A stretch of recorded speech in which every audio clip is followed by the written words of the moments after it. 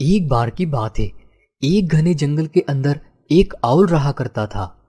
وہ آؤل بہت ہی زیادہ لڑاکو تھا۔ دوسری طرف اسی جنگل کے اندر تھوڑی ہی دوری پر دو دوست رہا کرتے تھے، جس میں ایک کا نام تھا کنو اور ایک کا نام تھا بلبل۔ وہ دونوں ایک دوسرے کے بہت اچھے دوست تھے۔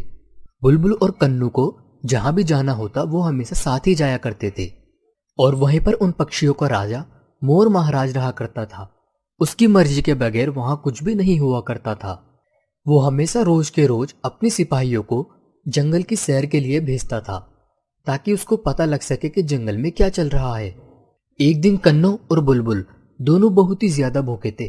کنو بلبل سے کہتا ہے، ارے بلبل، مجھے بہت تیز کی بھوک لگی ہے، آؤ ہم آگے کی اور کھانا لینے کے لیے چلتے ہیں۔ ہاں، تم نے ٹھیک کہا، ابھی ویسے بھی شام ہونے والی ہے اور شام سے پہلے ہی ہمیں کھانا لے کر آ جانا چاہیے، نہیں تو ہم پوری رات ہی بھوکے رہیں گے۔ کنو اور بلبل آگے کی اور کھانا لینے کے لیے جانے لگتے ہیں، اور دوسری طرف وہ آؤل آرام سے لیٹا ہوا تھا۔ وہ بہت ہی زیادہ آلسی تھا اور ہمیشہ دوسروں کا کھانا چھین کر ہی کھایا کرتا تھا۔ اور وہ آؤل کہتا ہے، ارے آج تو بہت بھوک لگی ہے، کہیں سے کھانا بھی نہیں آ رہا ہے اور یہاں کوئی نظر بھی نہیں آ رہا آس پاس جس سے میں کھانا منگا سکوں۔ مجھے تو لگتا ہے کہ آج مجھے اپنے ہاتھ پیر ہلانے ہی پڑیں گے، تبھی کھانا مل پائے گا۔ چلو آگے کی اور چل کے دیکھتا ہوں کوئی ملتا ہے یا نہیں۔ اور اس کے بعد وہ آؤل وہاں سے اٹھ کر آگے کی اور جانے لگتا ہے، اور وہیں کنو اور بلبل اپنا کھانا جنگل سے لے کر واپس لوٹ رہے تھے۔ وہ دونوں بیچارے بہت ہی زیادہ بھوکے تھے، اور تبھی راستے میں ان کو آتا ہوا وہ آؤل دکھائی دیتا ہے، اور وہ ان دونوں کو دیکھ کر کہتا ہے، اچھا، تمہاری ہمت کیسے ہوئی مجھ سے پہلے کھانا کھانے کی؟ کیا تمہیں پتا نہیں میں کب سے بھوکا ہوں؟ چپ چاپ یہ کھانا مجھے دے دو، نہیں تو تمہارے ساتھ بہت برا ہوگا۔ بیچارہ کنو اور بلبل ویسے بھی اس سے بہت زیادہ ڈرا کرتے تھے، اور ڈر کر وہاں پر بلبل اس سے کہتا ہے، ارے نہیں آؤل جی، ہم سے بہت بڑی غلطی ہو گئی، ہمیں معاف کر دیجئے، ہمیں نہیں پتا تھا کہ آپ بھوکے ہیں۔ آپ ایک کام کیجئے، یہ کھانا آپ رکھ لیجئے، ہم اپنے لیے دوسرا کھانا ڈھونڈ لیں گے۔ ہاں، یہ ہوئی نا بات، چلو اس کھانے کو یہاں رکھ کے فٹافٹ یہاں سے نکل لو۔ بلبل اور کنو بیچارے ویسے ہی ڈرے ہوئے تھے، اور وہاں کھانا رکھ کر وہاں سے چلے جاتے ہیں، اور وہ آؤل وہاں آ کر اس کھانے کو آرام سے کھانے لگتا ہے۔ اور وہیں دوسری طرف وہ دونوں بیچارے کنو اور بلبل بہت ہی زیادہ بھوکے تھے، اور رات بھی ہو چکی تھی۔ اور تبھی کنو بلبل سے بولتا ہے، ارے بلبل، سچ میں مجھے تو بہت تیز کی بھوک لگی ہے۔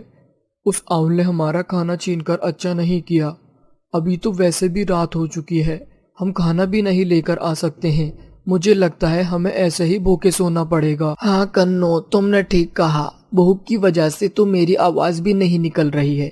چلو کوئی بات نہیں، مجھے لگتا ہے آج ہمیں ایسے ہی بھوکا رہنا پڑے گا، کل جا کر ہم سب سے پہلے کھانا تلاش کریں گے، ابھی ہم دونوں سو جاتے ہیں۔ کنو اور بلبل دونوں بیچارے پوری رات بھوکے سوتے رہتے ہیں، اور وہیں دوسری طرف وہ آؤل بلبل اور کنو کا کھانا چھین کر کھانے کے بعد آرام سے سو رہا تھا۔ اگلی صبح دن نکلنے پر سب سے پہلے کنو اور بلبل آگے کی اور سیدھے کھانا لینے جانے لگتے ہیں، اور وہیں پر وہ آؤل آرام سے لیٹا ہوا تھا اور کہہ رہا تھا کہ ارے اب مجھے کھانا لانے کی کوئی بھی ضرورت نہیں ہے، اب ان دونوں کو ہی میں اپنا شکار بنایا کروں گا، ان کو دھمکا کر ہمیشہ ان سے کھانا کھایا کروں گا۔ اب میں یہاں آرام سے لیٹ سکتا ہوں، چلو جا کر دیکھتا ہوں کہ ان دونوں نے کھانے کا انتظام کیا ہے یا نہیں۔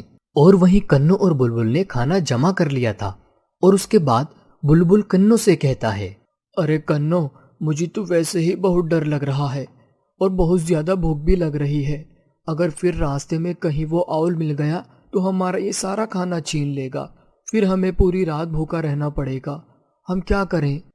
ارے تم چنتا مت کرو، ڈر تو مجھے بھی لگ رہا ہے، لیکن آج ہم دوسرے راستے سے ہو کر جائیں گے جہاں پر وہ ہمیں نہیں ڈھونڈ پائے گا، اور ہم آرام سے اپنا کھانا کھا سکتے ہیں۔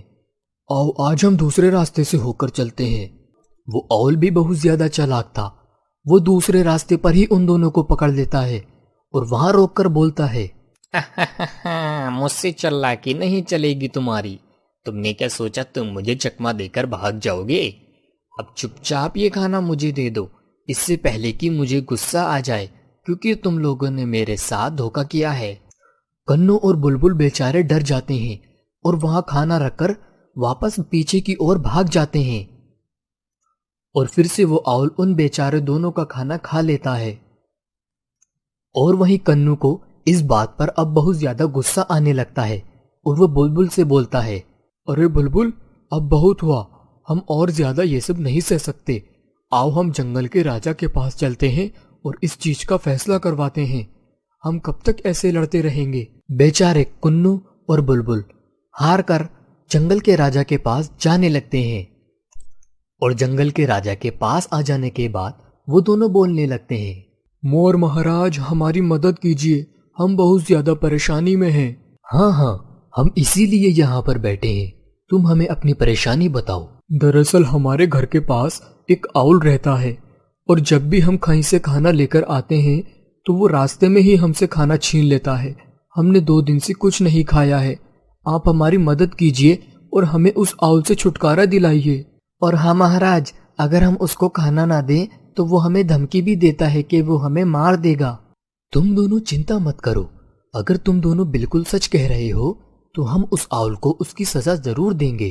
اور اس کے بعد وہ مور مہاراج اپنے ان دونوں سپاہیوں کو آدیش دیتا ہے، سپاہیوں میری بات سنو، تم دونوں ان کے ساتھ جاؤ اور وہاں جا کر دیکھو کیا سچ میں وہ آؤل ان کو پریشان کرتا ہے، اگر ہاں تو فوراً مجھے آ کر یہاں بتاؤ، اس کے بعد باقی کام میں دیکھ لوں گا۔ وہ دونوں سپاہی کنو اور بلبل کے ساتھ آگے کی اور جانے لگتے ہیں، تو وہیں راستے میں ان کو وہ آؤل مل جاتا ہے، اور وہ آؤل غصے میں کہنے لگتا ہے، ارے تم دونوں کام چورو، تم دونوں کہاں ہو؟ دکھ نہیں رہے ہو بالکل بھی، تمہیں پتا نہیں مجھے بھوک لگی ہے اور تم کھانا بھی نہیں لے کر آ رہے ہو، کیا تمہیں اپنی جان پیاری نہیں ہے؟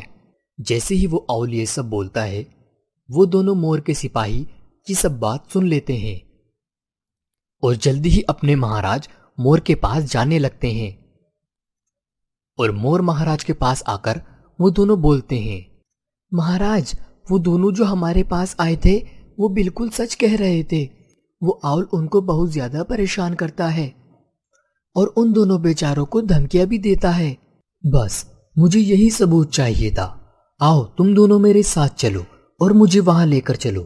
وہ دونوں سپاہی مور مہاراج کو اس آؤل کے پاس لے کر جانے لگتے ہیں، اور وہاں آ کر وہ مور مہاراج اس آؤل کو پکڑ لیتا ہے اور اس سے بولتا ہے، اچھا تو تم ہو جس نے اس جنگل کی شانتی کو بھنگ کر کے رکھا ہوا ہے، تم یہاں پر نہیں رہ سکتے ہو، تمہاری جگہ یہ بالکل بھی نہیں ہے۔ مور کو دیکھنے کے بعد تو وہ بہت ہی بری طرح سے ڈر جاتا ہے اور مور سے کہنے لگتا ہے، ارے مور جی مجھے معاف کر دیجئے، مجھ سے غلطی ہو گئی، میں نے صرف ان سے کھانا ہی تو چھینا تھا اور کچھ نہیں کیا میں نے انہیں، مجھے معاف کر دیجئے، آج سے میں اپنا کھانا خود ہی لے کر آؤں گا۔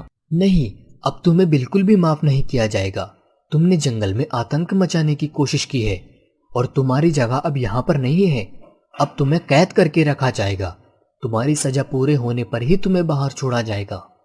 اور وہیں دوسری طرف کنو اور بلبل ڈرے ہوئے تھے اور مور مہاراج سے کہنے لگتے ہیں، نہیں مہاراج جی، آپ اس کو واپس باہر مت نکالنا، ورنہ یہ دوبارہ سے ہمیں دھمکانا شروع کر دے گا۔